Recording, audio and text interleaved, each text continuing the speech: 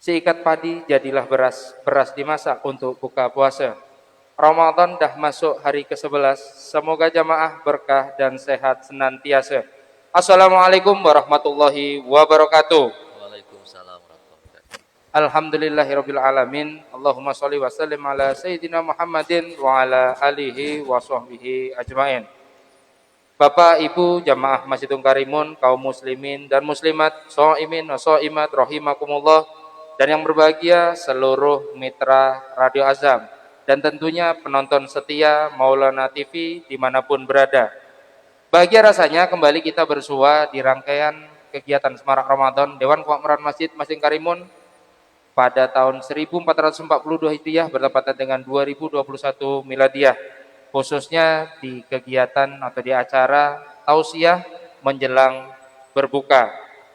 Sekali lagi untuk jamaah yang berada di rumah juga bisa menyaksikan dan menyimak tausiah ini di Maulana TV, yaitu di channel nomor 6.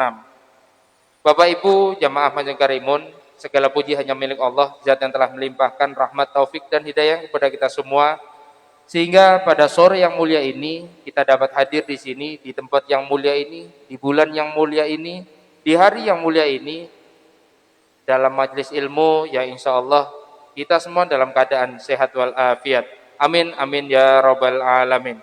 Tidak lupa sholawat bering salam semoga senantiasa tercurah kehadirat uswatun hasanah kita, kasih Allah manusia paling mulia di langit dan di bumi, baginda Nabi besar Muhammad sallallahu alaihi wasallam, dengan lafaz Allahumma sholli ala sayyidina Muhammad wa ala ali sayyidina Muhammad. Shaimin wa shaimat yang berbahagia, pada sore yang mulia ini Jumat 11 Ramadan 1442 Hijriah bertepatan dengan 23 April 2021 Miladiah, telah hadir bersama kita yang terhormat Bapak Aswin SKM MPH, yang insya Allah akan menemani kita kurang lebih 20 menit ke depan dengan tema menjaga kesehatan adalah ibadah. Perlu juga kami sampaikan bahwa Pak Aswin ini adalah Kepala Bidang Pencegahan dan Penanggulangan Penyakit Dinas Kesehatan Kabupaten Karimun. Kita sapa beliau. Apa kabar Pak Aswin? Alhamdulillah sehat. Alhamdulillah hanya sehat Pak ya. Kita di tengah pandemi, di bulan puasa, kita saling mendoakan, tentu kita pengen senantiasa dalam keadaan sehat. Baiklah Pak, jadi beberapa hal ingin saya mewakili jamaah, mewakili masyarakat, tentunya Bapak dari Dinas Kesehatan Kabupaten Karimun, tentunya jamaah atau masyarakat juga ingin tahu langsung nih Pak, dari Masjid Agung Karimun, dari Facebook Masjid Karimun, dari Radio Azam dan Maulana TV, ingin tahu Pak perkembangan kasus COVID-19 di Kabupaten Karimun. Dipersilahkan Pak. Terima kasih Pak Ustadaan. Assalamualaikum warahmatullahi wabarakatuh. Alhamdulillahirabbil alamin, wassalatu wassalamu ala asrofil anbiya wal mursalin wa ala alihi washabihi ajmain, amma ba'du. Alhamdulillah pada kesempatan ini saya dapat bertemu muka dengan jamaah Masjid Agung Karimun dan khususnya pemirsa TV Maulana Kabupaten Karimun. Kaum muslimin, muslimat yang berbahagia, seperti yang sudah disampaikan oleh Bapak Ustadaan tadi ya, terkait dengan kondisi terkini perkembangan kasus COVID-19 di Kabupaten Karimun. Sebelumnya saya mengharapkan kita semua dalam keadaan sehat walafiat ya, Amin, walaupun amin. dalam kondisi COVID-19 ini yang dalam waktu seminggu yang lalu sampai saat ini kasusnya semakin meningkat. Mudah-mudahan kita semua dilindungi oleh Allah Subhanahu wa taala. Amin, amin ya rabbal alamin. Untuk pertama, data perkembangan kasus ya Kabupaten Karimun sampai per 23 April kemarin ya, dapat kami sampaikan bahwa kasus positif atau konfirmasi positif sebanyak 460 orang total dari kasus pertama. Jadi sampai dengan tanggal 23 kemarin berjumlah sebanyak 460 orang. Kemudian yang bergejala dari konfirmasi positif tadi itu sebanyak 193 orang. Yang tanpa gejala atau yang dulu kita kenal dengan istilah OTG atau orang tanpa gejala, ini yang sangat berbahaya ya, karena tidak menunjukkan gejala, tapi bisa menularkan kepada orang lain. terutama yang berpenyakit atau komorbid seperti kencing manis, diabetes, ginjal, jantung itu sebanyak 267 orang. Ini yang sangat kita khawatirkan yang tanpa bergejala ini. Kemudian kasus konfirmasi perjalanan ya, maksudnya dari luar atau melakukan perjalanan dari Karimun keluar, Karimun masuk ke Karimun lagi itu 40 orang yang positif ya.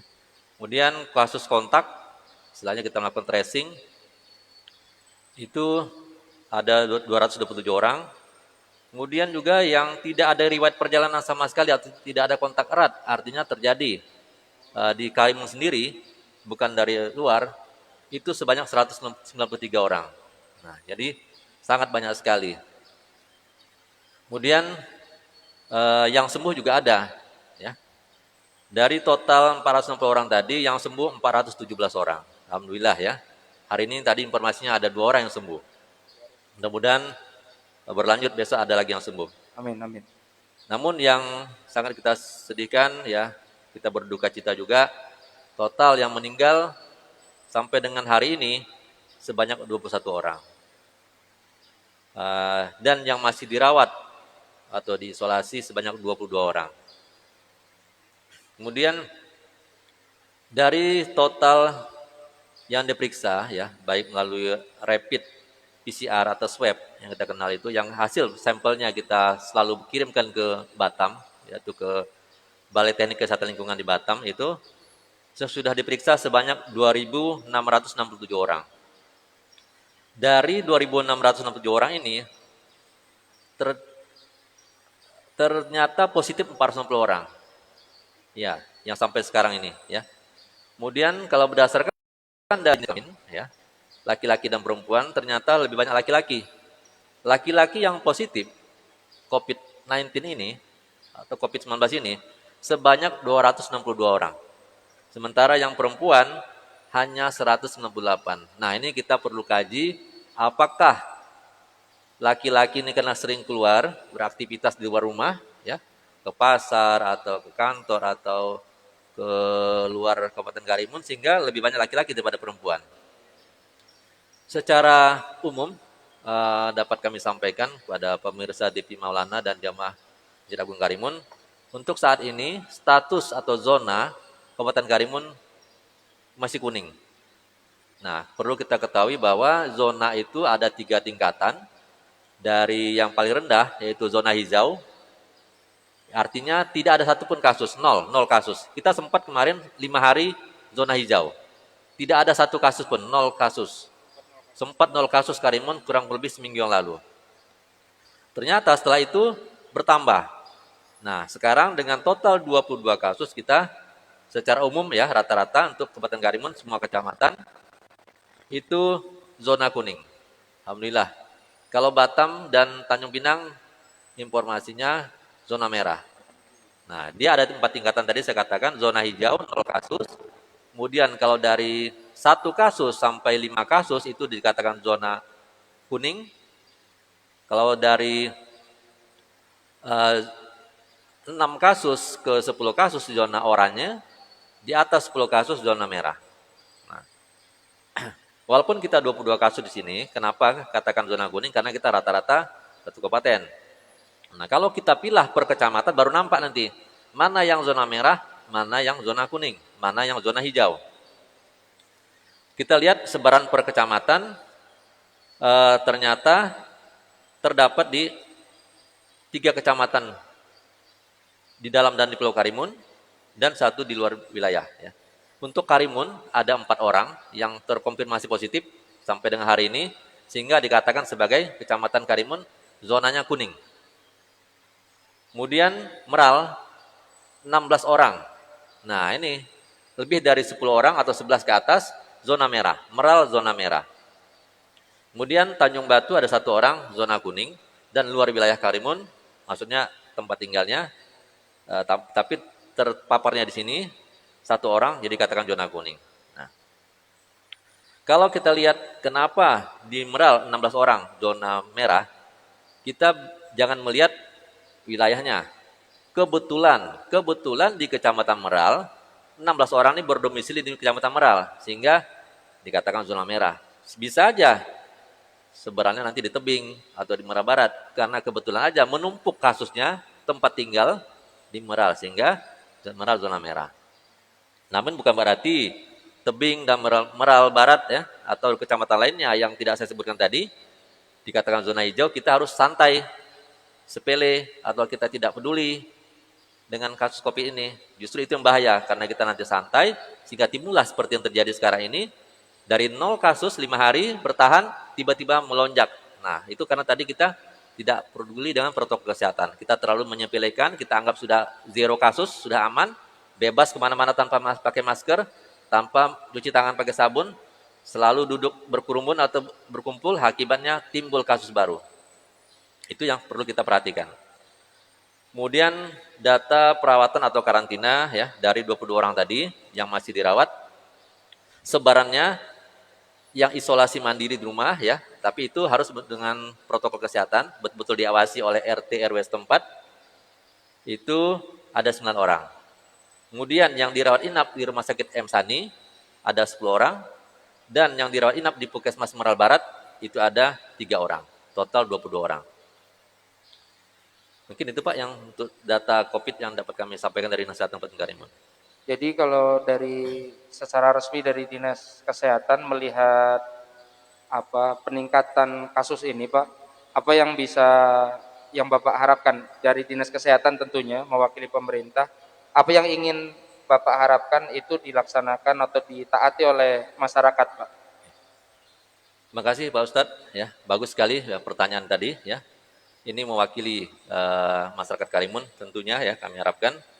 Jadi Dinas Kesehatan Kabupaten Karimun dan Satgas ya, Satgas Gugus Tugas COVID-19 ya, berharap kita belajar dari kasus 0 tadi ya, 0 kasus ya selama 5 hari sudah bagus, ternyata melonjak kasusnya, itu yang kita jadikan pelajaran. Artinya itu sudah pernah sampaikan tadi di awal, kita terlalu lengah, kita terlalu santai, kita mengabaikan protokol kesehatan, sehingga kita tidak peduli lagi. Mentang-mentang tadi sudah 0 kasus, kita anggap Kabupaten Karimun secara keseluruhan aman.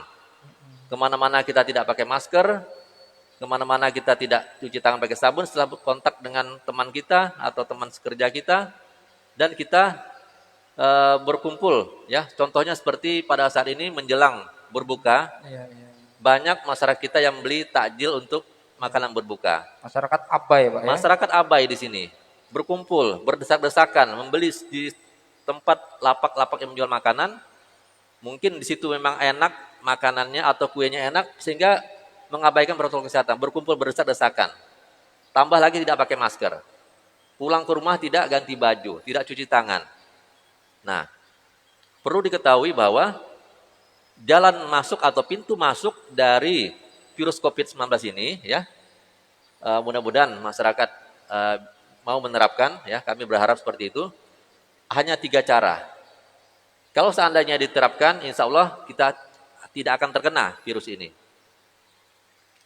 Walaupun saya ataupun kami petugas kesehatan yang sudah divaksin sebanyak 2 kali, termasuk juga TNI Polri, ASN ya, jamaah haji ya.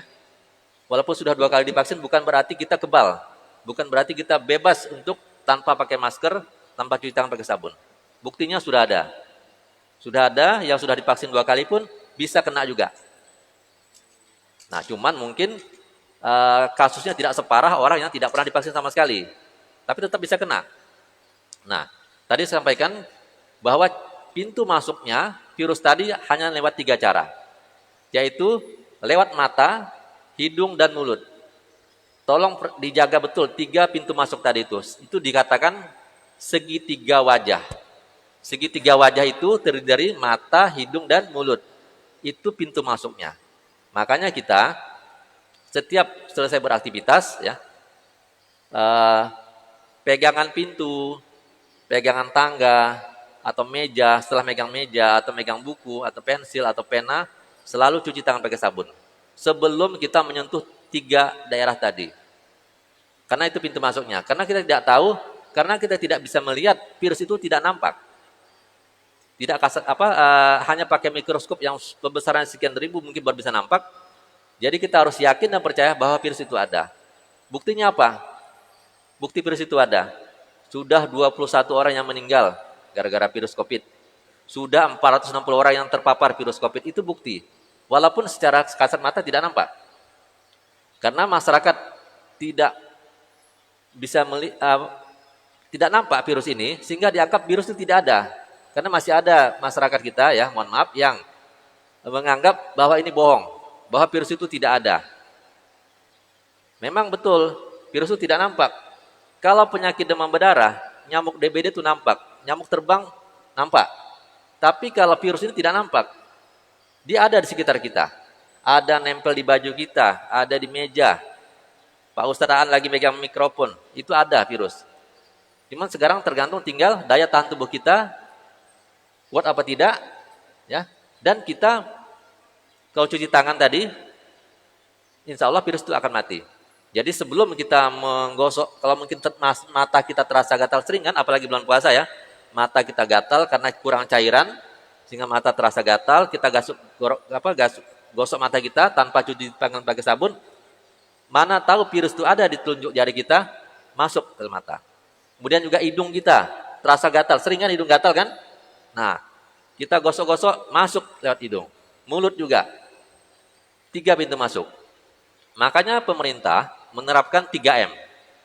3M, bahkan ada yang katakan 5M. 3M, memakai masker, mencuci tangan pakai sabun, dan menghindari kerumunan atau menjaga jarak. Menggunakan masker, ingat ya, jangan terbalik. Yang berwarna biru atau hijau biasanya itu di luar, ya. Beda kalau yang pakai masker kain, tapi kalau masker bedah yang ini yang berwarna di luar, jangan terbalik, ya. Kemudian setiap selesai menggunakan masker itu langsung dibuang dan itu ada tata caranya. Jadi masker ini efektifnya bisa kita gunakan 6 sampai 12 jam. Ya, jadi anggaplah paling minimal 6 jam untuk yang lebih amannya. Jadi setiap 6 jam sekali harusnya kita tuh kalau kita beraktivitas, misalnya di sekolah atau di kantor atau di pasar, itu 6 jam harusnya kita sudah ganti nih. Jadi satu harusnya kita ganti 2 kali. 2 kali masker, kita harus buang. Dan cara membuangnya adalah kita buka masker ya, hati-hati yang kita tarik adalah yang bagian talinya. Jangan pegang ini. Karena ini banyak virus di sini. Jangan sekali-sekali pegang area ini. Yang di depan ini, karena banyak sekali virus. Buka talinya kiri kanan, kemudian dilipat. Dilipat, terbalik, yang bagian luar jadi ke dalam. Tanpa kita memegang area yang di luar tadi. Langsung kita gulung. Kalau perlu kita gunting, masuk tong sampah. Karena apa? Kalau kita buang tong sampah, mana tahu nanti ada yang memanfaatkan, dipakai lagi, virus jadi ketular ke orang lain. Ya. Selain itu, dari segi gizi ya, kebetulan saya sebagai pengurus Persatuan Ahli Gizi Kabupaten Karimun ya, sedikit mungkin bisa memberikan masukan ya dalam rangka kita meningkatkan kesehatan kita, meningkatkan daya tahan tubuh kita. Kalau tadi dari segi protokol kesehatan kita terapkan 3M atau 5M. Kalau dari segi makanan, Peningkatan daya tahan tubuhnya, Pak. peningkatan daya tahan tubuh itu banyak. Cuman kalau mungkin di sini waktu yang mungkin nggak cukup, mungkin lain waktu mungkin kita bisa Pak. Nanti sambung ya. untuk jamaah yang ingin bertanya, jadi ini ada mewakili pertanyaannya sama dengan jamaah yang ingin bertanya, Pak Aswin. Ya.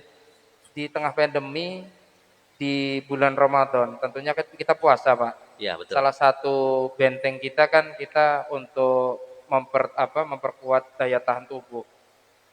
Jadi yang pertanyaan saya juga tentunya, makanan-makanan apa Pak yang bisa membantu meningkatkan daya tahan tubuh kita di tengah pandemi di bulan Ramadan? Tentunya kadang entah kita merasa lelah atau karena tidak terbiasa. Tapi tentu kita ingin Pak ada makanan-makanan yang rekomendasi dari ahli gizi tentunya Pak untuk menjaga daya tahan tubuh kita. Silakan Pak. Makasih Pak Ustadz Aan ya. Dalam ilmu gizi ya, sebenarnya kita ini ya, masyarakat Indonesia, kita ini sebenarnya sudah ketinggalan Pak. Ya, artinya kata gizi itu sebenarnya itu berasal dari bahasa Arab, giza, giza.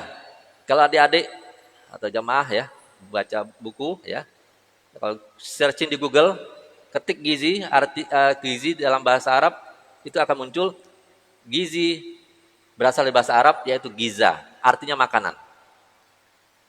Jadi sebenarnya di bangsa Arab dulu itu sudah mengenal gizi, makanan. Hanya kita sekarang aja yang baru Indonesia agak ketinggalan berarti, ya. Bahkan di luar negeri. Di luar negeri istilah gizi dalam bahasa Inggris nutrition atau zat gizi artinya, ya. Nah, dalam mempertahankan ya kondisi fisik kita ya dalam berpuasa seperti tadi pertanyaan Pak Ustadz ya, untuk meningkatkan kondisi kita ya, perlu kita konsumsi gizi seimbang. Seimbang artinya cukup, tidak kurang, tidak lebih. Ya, perkembangan informasi atau teknologi terbaru tentang gizi, kalau dulu kita waktu masih saya kecil ya, mungkin adik-adik atau Pak Ustadz juga mengenalkan istilah 4 sehat 5 sempurna kan? 4 sehat 5 sempurna. Sekarang itu sudah kita tinggalkan, ya. Dengan perkembangan teknologi, informasi, ternyata itu kurang efektif. Ternyata yang lebih bagus adalah sekarang dikenal istilah isi piringku. Isi piringku. Itu istilah yang terbaru yang kita akan kita laksanakan beberapa tahun yang sudah berjalan 2 tahun yang lalu.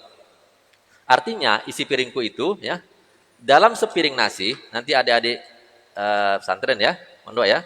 Dalam satu piring itu kita bagi 2. Sisi kiri, sisi kanan. Ya, ada 2 sisi.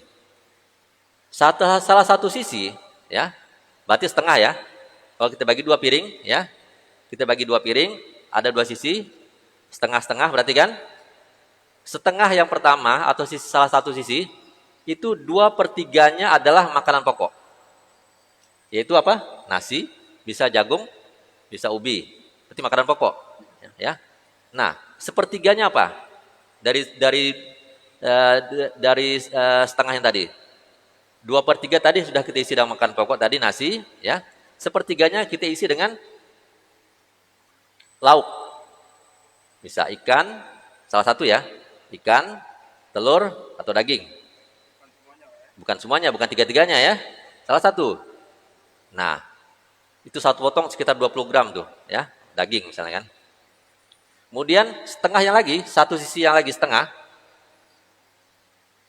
2/3-nya adalah sayuran. 2/3-nya sayuran. Terus yang sepertiganya apa? Buah-buahan.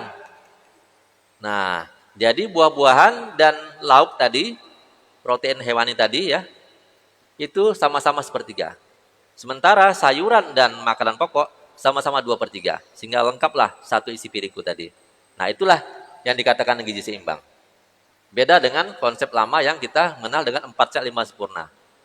Nah, jadi, kalau saya uraikan lagi lebih detail, ya, proteinnya tadi, yang sepertiga tadi, protein itu kita usahakan beragam, ya, bergantian ya. Misalnya pada saat berbuka beda, pada saat sahur berbeda, ya. Nah, itu kita upayakan protein itu beragam ya. Usahakan yang lemaknya rendah ya, atau sedang, atau sekali-sekali boleh tinggi, ya, tinggi lemak sekali-sekali ya. Dan pengolahannya kita upayakan kalau bisa jangan yang digoreng, karena kita pada saat berpuasa itu gampang sekali batuk, ya. Makanya diupayakan jangan sekali-sekali yang bergoreng. Makanya saya seperti goreng-gorengan ya, goreng tahu, goreng tempe itu kalau bisa kita rubah jadi dibacem atau dipindang atau yang pokoknya sifatnya seperti dikukus atau direbus atau dipanggang itulah ya. Jangan digoreng-goreng karena minyak itu bisa menyebabkan kita gatal dan bisa jadi batuk ya. Tadi makanan pokok juga beragam, nasi putih, kentang, jagung ya, nasi merah, ubi, singkong itu segalanya. Kemudian batasi konsumsi gula, garam dan lemak. Nah, kita harus batasi itu dalam 1 hari. Anjuran dari Kementerian Kesehatan itu dikenal dengan istilah G4, G1, L5. Apa yang dikatakan dengan G4? G4 artinya adalah kita di dalam 1 hari hanya dibolehkan mengkonsumsi gula pasir sebanyak 4 sendok makan. Ya, atau 50 gram. Jadi berarti 1 sendok makan sekitar 12,5 gram. Dikali 4 berarti 50 gram. Itu hanya yang dibolehkan dalam satu hari. Kenapa? Efeknya diabetes nanti, ya, atau obesitas. Kemudian G yang 1, ya, itu artinya garam. 1 sendok teh bolehnya dalam satu hari, ya, atau 5 gram. 1 sendok teh garam itu sama dengan 5 gram. Itu yang dibolehkan dalam satu hari, dari kita mulai makan berbuka sampai sahur. Jadi pada ibu-ibu yang lagi memasak makanan, tolong diperhatikan supaya dalam sekali memasak untuk keluarga hanya boleh menggunakan garam 1 sendok teh, ya. Kemudian L5, artinya L itu lemak, ya. Lemak hanya dibolehkan sehari 67 gram atau 5 sendok makan. Nah, jadi itu adalah anjuran dari Kemenkes sehingga kita terhindar dari penyakit-penyakit degeneratif tadi. Diabetes, jantung, kolesterol, ya. Nah,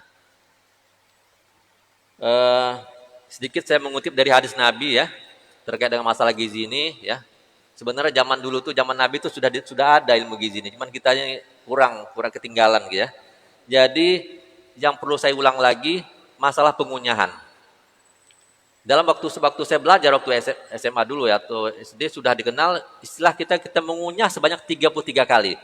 Saya ingin tanya kepada Pak Ustadz Aan, kira-kira masih menerapkan pengunyahan sebanyak 33 kali baru ditelan?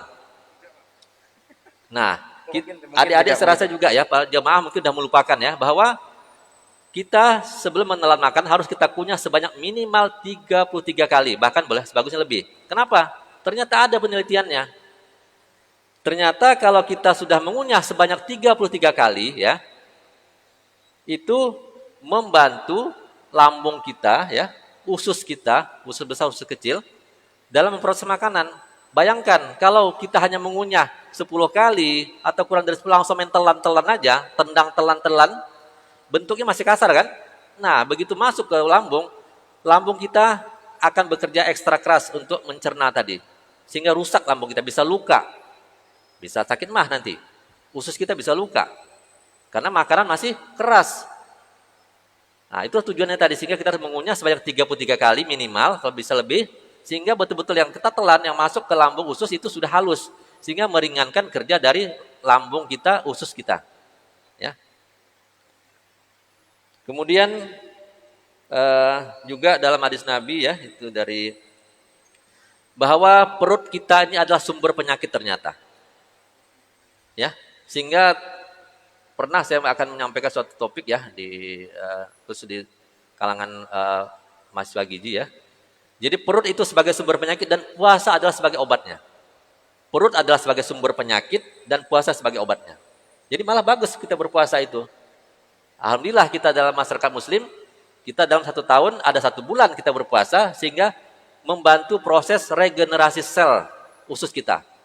Kalau tidak ada dalam 1 tahun, 12 bulan full kita tidak ada berpuasa, bisa dibayangkan mesin lambung kita ini tidak ada istirahatnya, tidak ada berhenti sama sekali.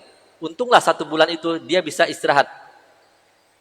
Itulah manfaatnya berpuasa. Jadi kalau kita membaca julun yang pernah saya sampaikan, ya, perut sebagai sumber penyakit, ngeri berarti kita. Ngeri sekali kalau kita mendengar itu. Perut sebagai sumber penyakit. Karena semua masuk ke perut itu menjadi penyakit. Kalau kita tidak pandai mengkonsumsinya, salah konsumsi, terlalu banyak atau terlalu sedikit, fatal akibatnya. Nah, sehingga banyak muncul penyakit-penyakit sekarang, sakit jantung lah, kanker lah, macam-macam. Karena kita sudah tidak memperhatikan lagi.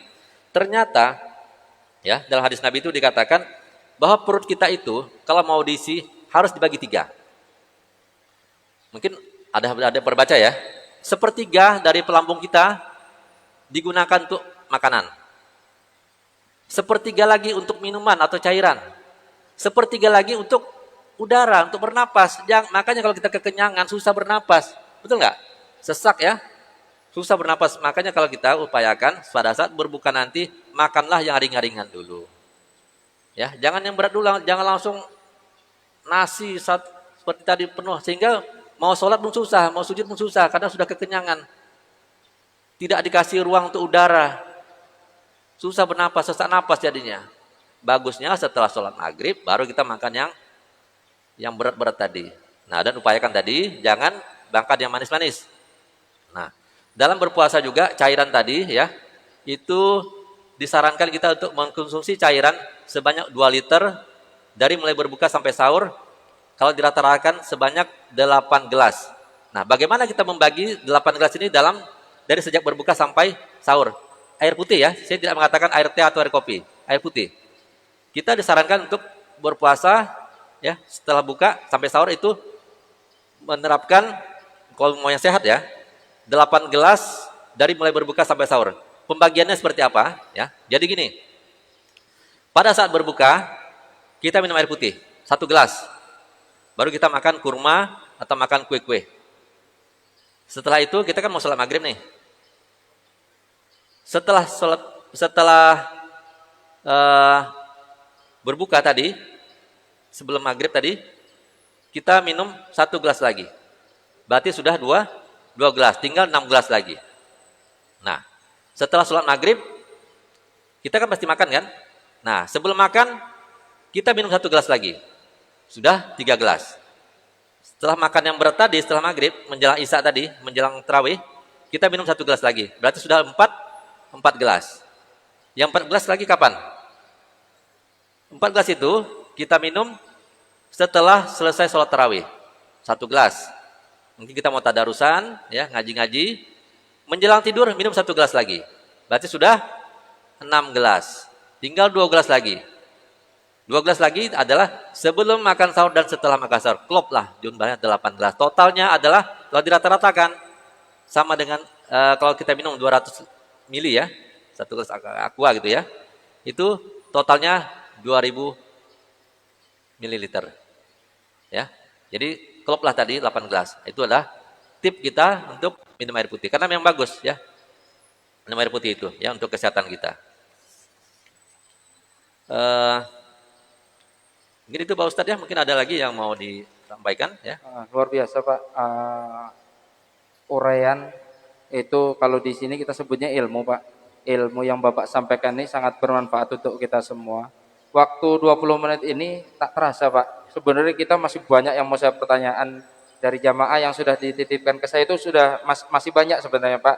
Tapi melihat waktu kita juga memberikan kesempatan masyarakat untuk bersiap-siap menjelang berbuka Pak. Jadi sebelum ditutup Pak, tentunya menjadi harapan kita semua Pak.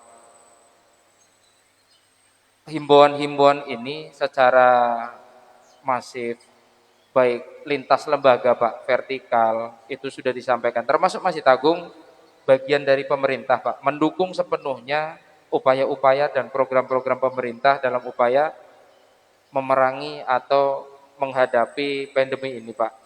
Jadi terima kasih juga untuk pemerintah, salam juga untuk para tenaga medis Pak yang terdepan sebagai garda terdepan yang telah berjuang luar biasa. Mungkin beberapa tenaga medis sudah berbulan-bulan, bahkan ada yang beberapa tahun belum bertemu keluarganya. Sudah ada yang meninggal. Demi kita semua Pak.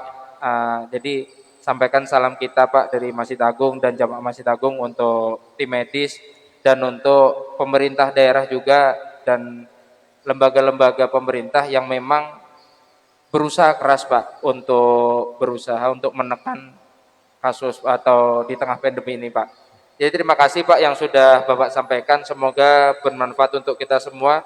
Tadi disampaikan banyak tentang segitiga wajah ya, masuknya virus, ada gizi, itu dari bahasa Arab yaitu giza, dan istilah G4, G1, dan L5. Nanti mungkin setelah ini kita banyak ngobrol nih Pak, untuk banyak pertanyaan yang mungkin akan saya sampaikan. Namun sayangnya waktu kita cukup Pak.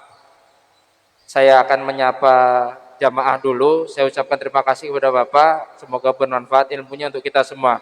Baiklah Bapak Ibu jamaah Masjidul Karimun, kaum muslimin dan muslimat, shaimin wa shaimat, mustami'in mustami'at, rahimakumullah, mitra Ridho Azam, penonton setia Maulana TV. Sebelum saya tutup kajian pada sore ini, kami atas nama panitia kegiatan Semarak Ramadan 1442 Hijriah bertepatan tahun 2021 Miladiah mengucapkan selamat menanti waktu berbuka puasa. Semoga amal ibadah kita diterima Allah Subhanahu wa taala. Baiklah, Bapak Ibu jamaah Masjidul Karimun, kaum muslimin dan muslimat, shaimin wa shaimat, rahimakumullah, mitra Ridho Azam yang berbahagia. Sambil menunggu waktu berbuka, marilah kita dengarkan lantunan ayat suci Al-Quran yang insya Allah akan dibacakan Ananda Ahmad Muammar. Beliau adalah salah satu santri Pondok Pesantren Tahfizul Quran Abdurrahman bin Auf Masjid Agung Karimun.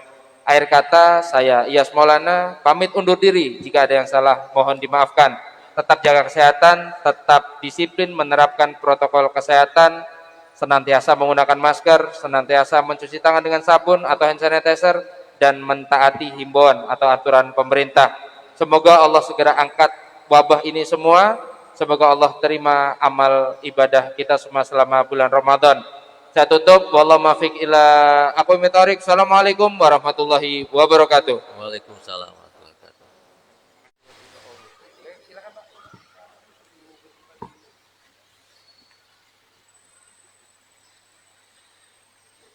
أعوذ بالله من الشيطان الرجيم.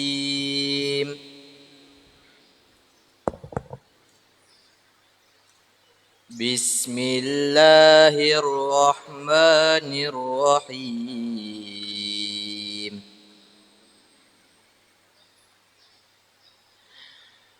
قل إن كنتم تحبون الله فاتبعوني يحببكم الله ويغفر لكم ذنوبكم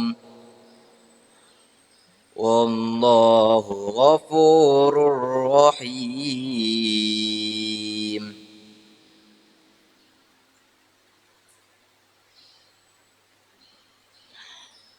قل أطيعوا الله والرسول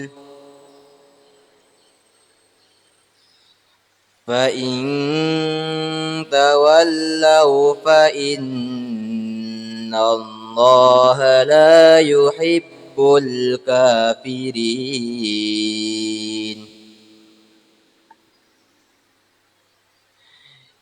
إن الله اصطفى آدم ونوحا وآل إبراهيم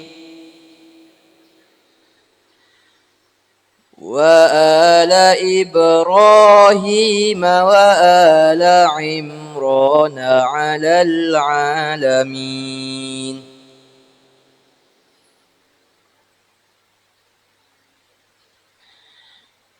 ذرية بعدها من بعض والله سميع عليم. إذ قالت امرأة عمران رب إني نذرت لك ما في بطني محررة إني نذرت لك ما في بطني محررا فتقبل مني إنك أنت السميع العليم.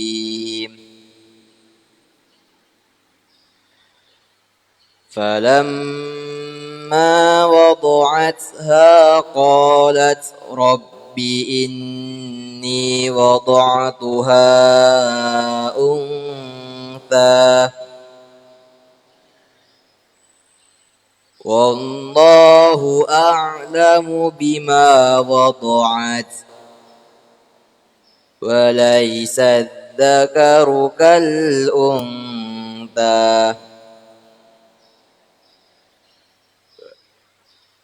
وإني سميتها مريم وإني أعيذها بك وذريتها من الشيطان الرجيم. فتقبلها ربها بقبول حسن وأنبتها فأنبتها نباتا حسنا وكفلها زكريا كلما دخل عليها زكريا المحراب وجد عندها رزقا قال يا مريم أنى لك هذا قالت هو من عند الله إن الله يرزق من يشاء بغير حساب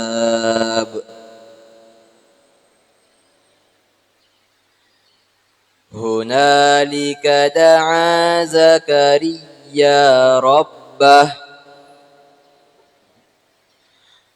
قال رب هب لي من لدنك ذرية طيبة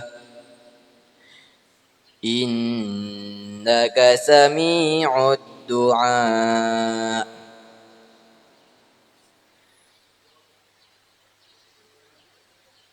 فنادته الملائكة وهو قائم يصلي في المحراب أن الله يبشرك بيحيى مصدقا بكلمة من الله وسيدا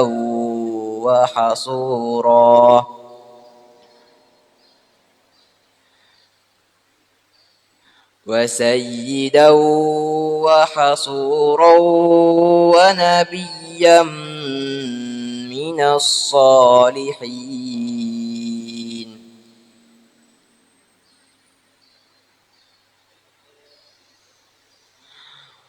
قال رب أنى يكون لي غلام وقد بلغت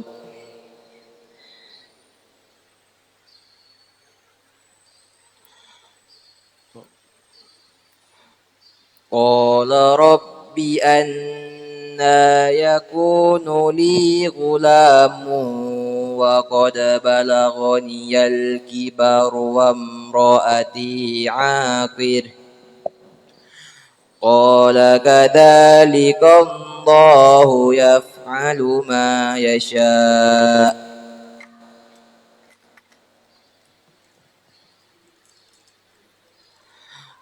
قال رب اجعل لي آية